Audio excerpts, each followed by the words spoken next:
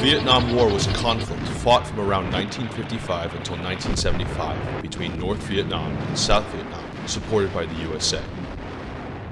The war was won by North Vietnam. The US forces, demoralized by domestic opposition, withdrew by 1972. Saigon was captured in 1975, and this was the end of the war. But what would have happened if this conflict had been fought by the Germans instead of Americans? Would it have been the same? Who would have won? The story starts in December 1941. The Japanese attacked Pearl Harbor. The USA declares war on Japan. But Hitler and Mussolini did not declare war on the USA, so the USA was never directly involved in the war in Europe. What happens now? In the Pacific, the war between the USA and Japan ends with an American victory. US forces invaded Japan in 1946, using another 9 atomic bombs, apart from Hiroshima and Nagasaki. But in Europe, without a direct American intervention, things would be different. No landing in Normandy. No Operation Torch in North Africa. The Italians are able to hold on in Libya. No American bombings. The Soviets are stopped in Ukraine. The war became a gigantic and costly stalemate, and in May 1946 there was a peace conference in Paris that ended the conflict. Germany is the real winner of the war in Europe. Since the Axis occupy most of Europe, Germany obtains lands in the east, Luxembourg and part of Alsace. Poland, Belarus, Ukraine, and the Baltic states are placed into the German sphere of influence, as they were under the Soviet influence in our timeline. Italy gains lands in Yugoslavia. Hungary, Romania, Bulgaria, Slovakia, Finland, and Norway have pro-Axis governments. Spain, too, is close to the Axis. In Denmark, Belgium, and the Netherlands, the pre-war governments are restored. Yugoslavia is dismembered. In the Soviet Union, Stalin is overthrown and executed in 1947. Now Khrushchev is the first secretary. Japan loses all of their foreign territories. No Soviet intervention in Manchuria, so Korea is united under American influence. The Chinese Civil War ends with Mao's victory in 1950. Decolonization is slowed. In 1960, Europeans still have their African colonies. The world is divided into 3 blocks: the Communist bloc, the Soviet Union, and China. The Axis in Europe, the Allies led by the United States of America and the United Kingdom. A Cold War between the 3 blocs soon begins.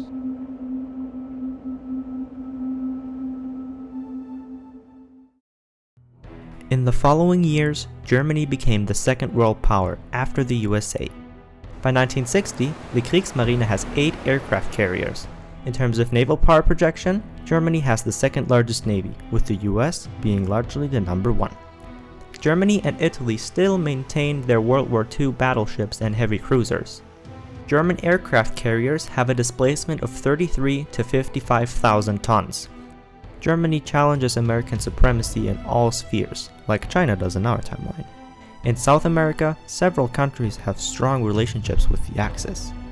But Germany has to face the discontent in the eastern countries, and the Soviets are still in the east, armed, dangerous, and eager to take revenge. For this reason, Germany has to maintain one of the largest armies in the world, with the best equipment, training, and armored vehicles. In France, after the death of Pétain in 1951, Pierre Laval, with the German support, becomes the prime minister with complete control. They too lost part of their empire, but maintained Tunisia, Algeria, Morocco, and Indochina. December 1947. In Vietnam, a war begins between French forces and the Viet Minh, led by Ho Chi Minh. In May 1954, the French are decisively defeated at Dien Bien Phu and start to leave Indochina. Vietnam is temporarily cut in half. Ho Chi Minh controls North Vietnam. The south is under Bao Dai, the Vietnamese emperor. But France has strong ties with Germany, and the German headquarters have the same idea as the CIA and the Americans had in our timeline: bring part of French Indochina under their control. The 67-year-old Hitler is aware that if Germany wants to remain a world power and overcome America, they need to extend their influence all around the planet. Vietnam, and possibly Laos and Cambodia, become essential to expand the Axis power in Asia. More importantly, Hitler doesn't want to let Indochina fall to his mortal enemy, the Communist Soviet Union. October 1955. The Germans are on the move. The South Vietnamese Prime Minister Ngo Ninh Diem deposes Emperor Bao Dai. The Germans support the South Vietnam government with supplies, weapons, and military advisors. November 5, 1955. Diem declares South Vietnam to be an independent state, with himself as president. Soon, the Viet Minh from North Vietnam initiate a guerrilla war in the South Vietnam. North Vietnam is heavily backed by the Soviet Union and China. The USA is non-interventionist and not involved in this area. For the moment, they are neutral. In 1956 and the following years, the frequency of Viet Cong guerrilla attacks continues to rise. The quality of South Vietnamese military is poor, with poor leadership. The Viet Cong tactics are harsh, brutal, and effective.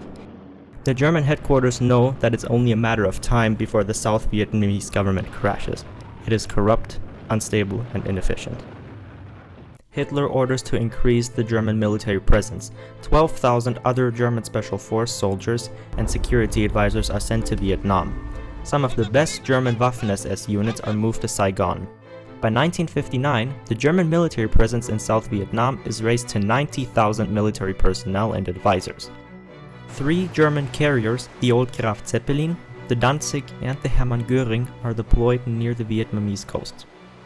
The German support, however, is limited to artillery and airstrikes. The Luftwaffe in Vietnam is initially based in Da Nang. The commander of the German Expeditionary Corps is General Michael Wittmann. During the Second World War, he was a Waffen-SS tank commander. He is a very experienced general. He fought in almost all the German post-World War II wars. He was in the Expeditionary Army in Persia against the communist guerrilla who spread in the country after the retirement of the Soviets in 1947. In 1952, he was in Warsaw during the Polish uprising, and in 1954, he was in Algeria to crush the revolt in the Neue Afrika Korps at French side. March 2, 1960, Gulf of Tonkin. The German destroyer Krakow, on mission along the North Vietnamese coast, is attacked by 3 North Vietnamese boats with torpedoes and machine gun fire. Whitman orders the retaliation. From the aircraft carriers, 90 FW-605 fighter bomber strikes on the barracks at Viet Thu Lu and Dong Hoi, home of the 325th Infantry Division, with rockets and 150 kilograms bombs. The Viet Cong logistics and communications near the border are bombed. In 1960, North Vietnam has no aircraft fighters. The Me-464 protect the attack force, strafing the anti-aircraft positions.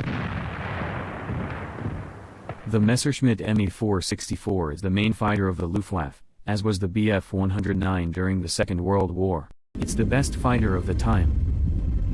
In reaction to this 5-day strike campaign, the Viet Congs attacks a hotel in Kim Yun, killing 23 German servicemen.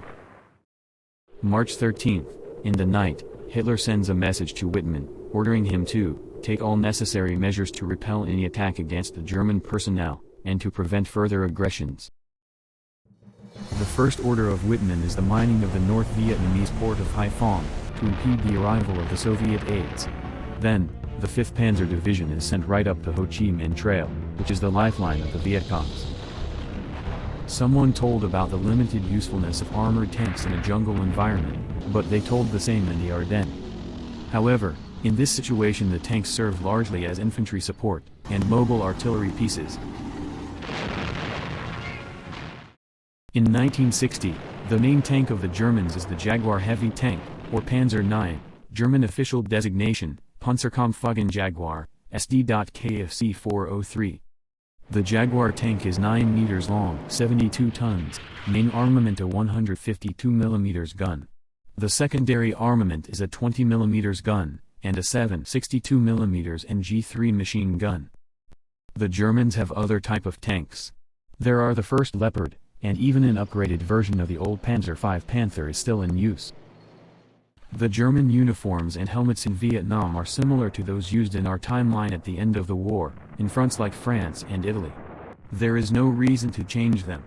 The American soldiers in Vietnam too, had similar uniform to those used in World War II. The MG machine gun would be in Vietnam too. An unrestricted air bombing campaign over North Vietnam begins. The German He-507 strategic heavy bombers drop 500 kilograms bombs. The He-507 is a heavy bomber built by Heinkel, 50 meters long, with a range of 15,000 kilometers, is capable to reach Vietnam even from German air bases. It could carry 28,000 kilograms of bombs. The first Luftwaffe heavy bomber was the 4-engines America bomber Me-264, that the Germans started to use at the end of 1944. It was able to bomb the Soviet factories behind the Urals, and could reach the USA East Coast. Some military analysts think that one of the reasons USA did not declare war on Germany in 1946, after the elimination of Japan, was because the presence of this aircraft that could hit New York. The V-4s hit Hanoi. The V-4 are ballistic missiles derived from the V-2 missiles, but are smaller, 9 meters high, more precise, a range of 400 kilometers, and a warhead of 1,000 kilograms. In our timeline, the Americans never did an unrestricted bombing campaign over Vietnam because of the restraints imposed by Cold War exigencies and by the public opinion. The Germans don't have these problems. The German public opinion overwhelmingly supports the war. There are no anti-war protests, part thanks to a different culture, and part because the Germans control news and images about the Vietnam. Foreign reporters and mass media are not allowed. USA too had means to manipulate the crowd, but Hollywood is less efficient, and YouTube and Facebook were not on the field yet. There are several losses in the Luftwaffe. Supported by their communist allies, North Vietnam fields a good mixture of anti-aircraft weapons, from missiles to 37mm guns. But the Luftwaffe has the total control of the sky, and can inflict great damage to North Vietnam forces. March 27, 1960. Whitman gives the order. At dawn, 180,000 German soldiers and around 250,000 men of the South Vietnam Army crossed the North Vietnamese border. Operation Collar Mongo, the invasion of North Vietnam, begins.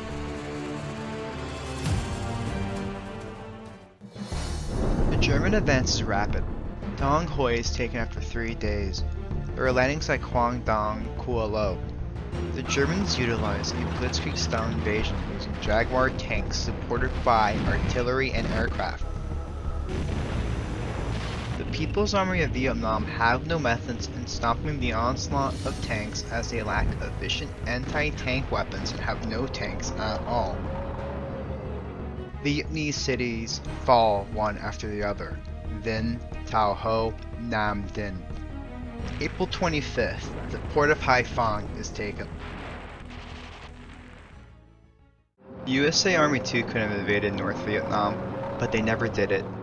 Too many complicated domestic political blunders, restrictions on the US Army, and pacifist movements. Something that lacks in Germany. Then the Americans feared to draw the Soviets or the Chinese or both into the war. The Americans remembered what happened in Korea and didn't want to repeat the experience. Conversely, the Germans in their history never avoided to invade a country fearing the draw of other powers into the war. The Americans in Vietnam were fighting a defensive battle to protect the South. They took ground, often at a great loss, only to be told to abandon it shortly thereafter. But wars are won by taking and then holding ground. This is the way that wars are won for millennia, and this is what the Wehrmacht are doing. The German advance continues. In South Vietnam, 15,000 Viet Cong are cut off. They rely on ambushes and small unit tactics to face the disproportionate German technological advantage, but they cannot stop the German advance. The main problem for the Axis were never the partisans. For sure the Viet Cong are good warriors, the Russians were too, but it was the T-34 tank that drove back the Germans during World War II, not the partisan. Part of the North Vietnamese troops melted into the mountains in the west near the Laos border, from where they launched guerrilla raids on the German forces spread out on the coasts. The German reaction was harsh. Many villages hiding resistance are slaughtered. The South Vietnam police executes everyone suspected to be sympathetic to communism. There are severe violations of the laws of war, but wars are never fair. Wars are never right or good. If you want to win, prepare to play dirty. May 2nd, 1960. The Germans are at the gates of Hanoi. There are international reactions to the German attack. All the German allies support the invasion. Italy, Spain, Hungary, and Romania even sent expeditionary corps. The Soviets are waiting for the events. They send more and more supplies but made it clear that Soviet land forces themselves will not directly intervene. The USSR in this timeline is actually more liberal. The relationship with China is not so warm, and an intervention in Vietnam would only help the Chinese. The Sino-Soviet split is already in the air. The Soviet bloc was nothing of the kind. The USA started an anti-German propaganda campaign, exaggerating the damages to civilians, showing the perception of a superpower attempting to bomb a smaller, agrarian society into submission. The American President Douglas MacArthur, elected in 1952 thanks to his popularity after the war in the Pacific, he was the main supporter of the atomic bomb on Japan, and would love to topple Germany. He sees Germany as the main rival enemy, not the communists. Also, the German presence in Asia is not a good idea, with the close proximity to US allies, but the American public opinion have an aversion to overseas military involvement since the end of World War II. Too many losses during the invasion of Japan, when hundreds of kamikazes crashed down on anti-landing craft opposing troops on Japanese beaches, making Operation Overlord in our timeline looking as a Sunday school picnic. The Americans are not interested in a war in Vietnam. Most of them don't even know where Vietnam exactly is. Despite avoiding direct involvement, the United States start to aid North Vietnam with materials, supplies, and even weapons. The Vietnam War becomes a proxy war between the Axis powers versus the Communist bloc, China and the Soviets, and the tacit Western allies, United States of America, United Kingdom, Australia, and Canada. Japan. The one versus one war against the United States of America ended in 1946 with a defeat, great devastations, and an extremely high civilian death toll. The US occupation was harsh in the first years, but the US in the end was forced into dealing with conservative elements of the Japanese military and business communities to keep them from being influenced by the Axis. The United States included Japan in the Marshall Plan, securing its loyalty to the Western Alliance. The US still had military bases in Japan, and Japan is now democratized, but it did not become a pacifist nation. The Imperial Japanese Army and Navy were never disbanded, and are now active partners of the US against the Axis and Communists. President Sukarno of Indonesia with his Nationalist Independence Party is pro-Germany, from who he receives aid from since 1950. India, United Korea, Burma, and Thailand, although United States allied, prefer to have a Germanic Vietnam to balance out the pressure from the Communist China threat, the biggest threat in the long run. For the Chinese, the quick German advance was a surprise. Through neutral country diplomats, China warned that in safeguarding Chinese national security, they would intervene against Germany and Vietnam. Hitler dismissed the communication as a provocation. May 10, 1960. Operation Stern, the attack to Hanoi, is ready. The South Vietnamese troops have the task to enter Hanoi, while the 24th Army Corps and the German 2nd SS Panzer Corps of General Mollenkamp will envelop the city. The morale in the Wehrmacht is high. Most of the soldiers heard that the city is their final objective in the war, and once taken they would leave Vietnam.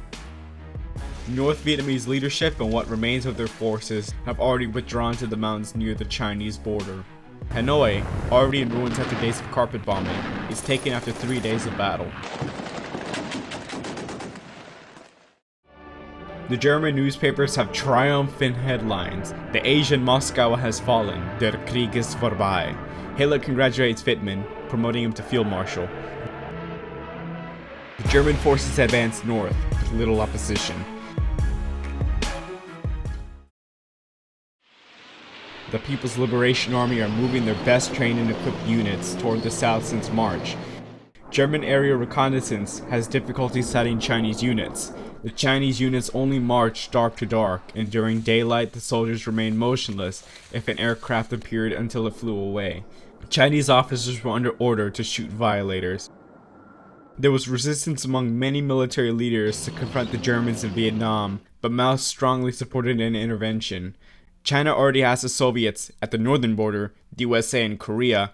India is not friendly, and a German army at the gate in the south is not in his dreams. Mao appointed Wang Zhen as commander in the Chinese forces in Indochina. Wang Zhen has an interesting story. If you have 3 minutes, I'll tell you. If not, skip to 20 minutes and 10 seconds. Wang was born in 1908. His first job at age 16 was an assistant in a railroad station, but he was dismissed after slapping the wife of a foreign manager at the railroad. Wang joined the Communist Party of China in 1927 at age 19. He took part in the 1934 Long March.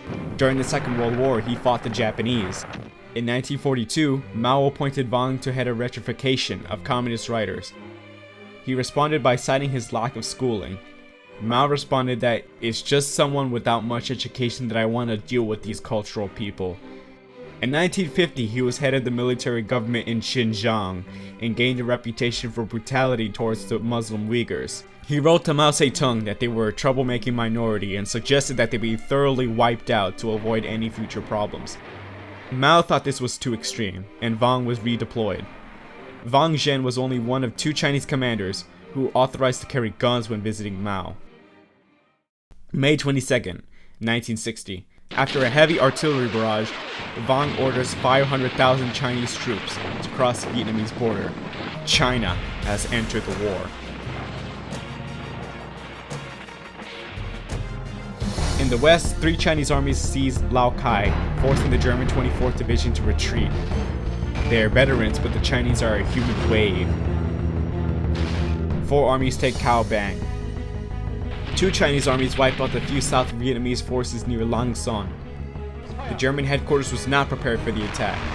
Vietman believed that near the Vietnamese border, the Chinese only had some 100,000 soldiers and prohibits any retreat. But the Chinese continues to progress southwards. On June 11th, the Chinese 13th Army Group attacks and overran the South Vietnamese 2nd Corps, inflicting heavy losses. The Chinese are now at 20 kilometers from Hanoi. Vietman is furious. His troops are even lacking supplies and fuel due to this unscheduled attack, and the South Vietnamese army is disbanding. Part of his staff believed that they could not hold against the Chinese and it would be better to retreat and organize a defensive line south of the 17th parallel. Vietman has other plans. June 11th, 1960. Vietman requests to Berlin the authorization to deploy nuclear weapons, as in our timeline MacArthur did after the Chinese attack in Korea in 1950. Truman relieved MacArthur after this request. Hitler has a different approach to the problem. After a brief consultation with Himmler and his generals, he authorizes the use of nuclear weapons.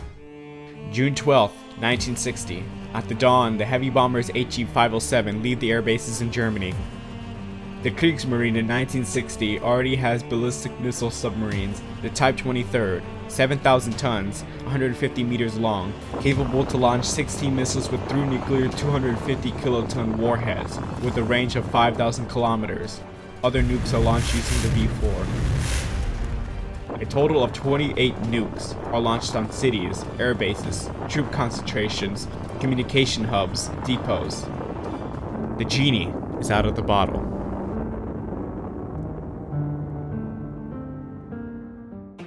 The world is horrified. The anti-war movements gain strength in the United States, Europe, and even in Germany. The American President MacArthur protests, however he don't care that much if the Chinese and the Germans destroy each other. China justifies its entry into the war as a response to German bombers that violated Chinese airspace on various occasions. Mao affirms that the Germans are using nukes if they were just any other weapon. They are as barbaric as the Japanese Imperial Army and must be pushed off the Asian continent.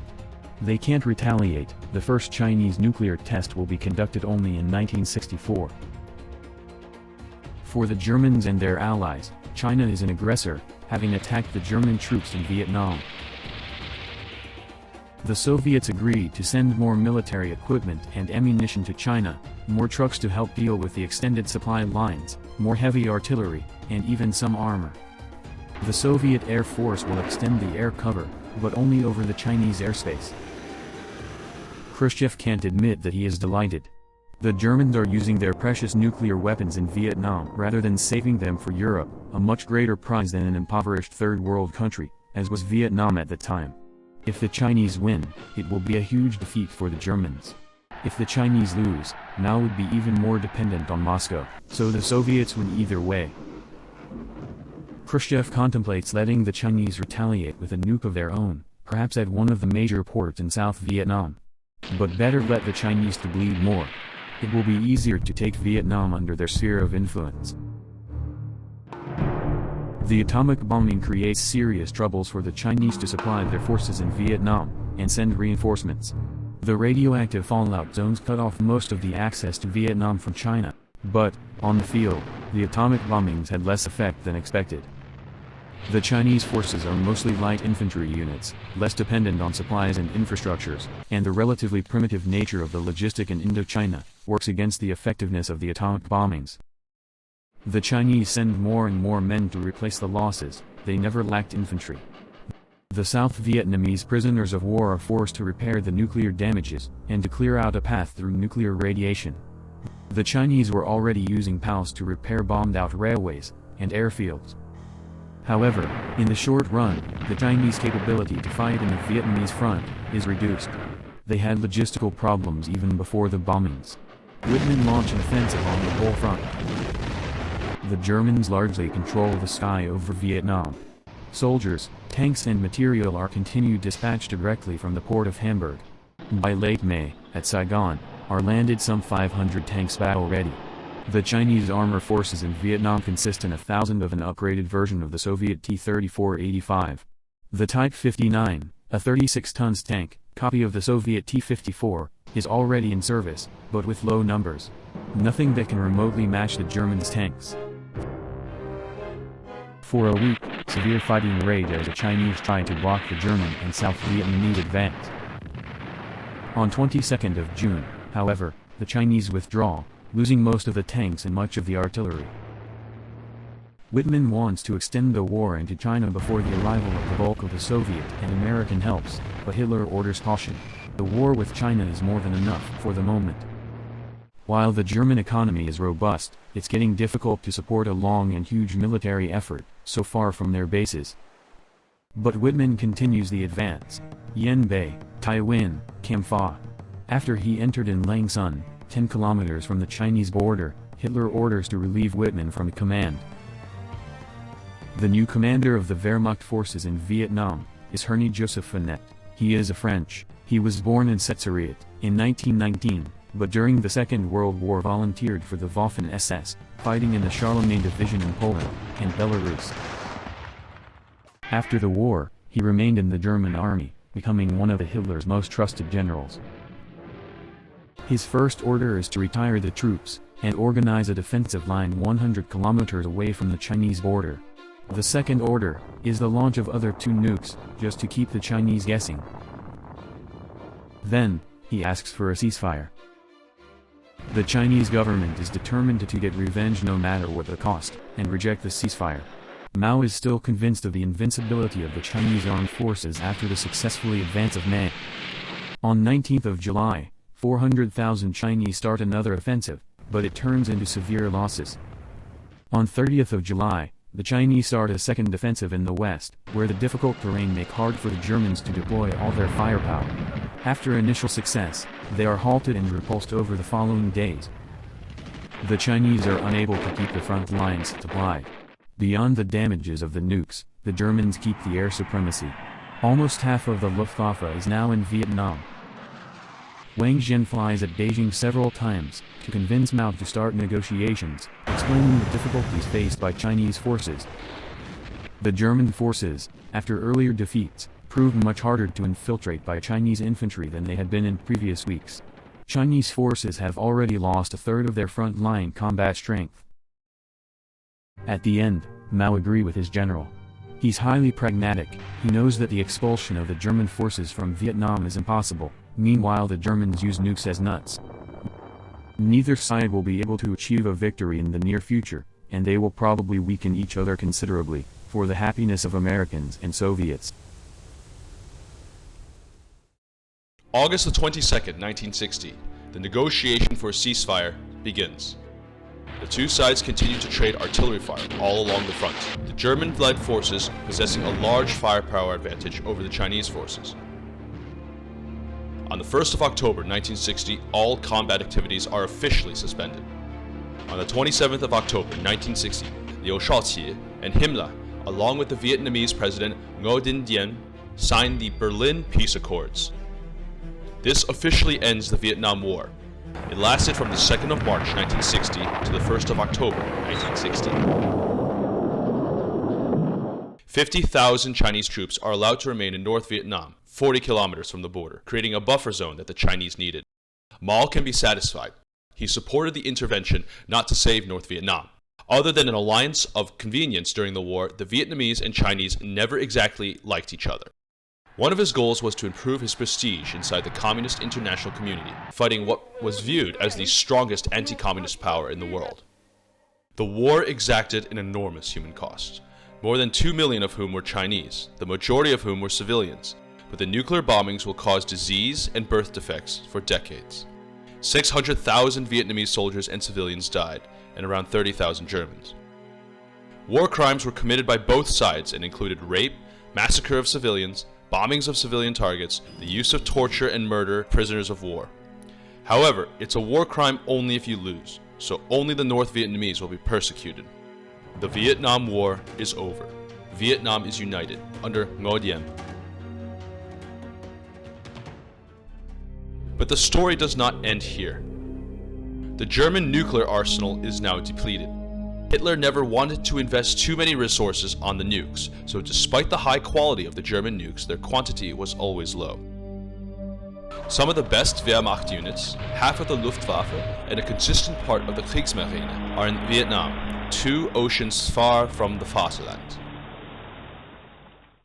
November 1960, 8 Soviet armies with 6 million men are moving to the Polish border. Washington and London announced that they will blockade the Atlantic and Mediterranean Sea to impede further hostility in Indochina. A Japanese fleet moves towards the South China Sea. The Cold War is about to end.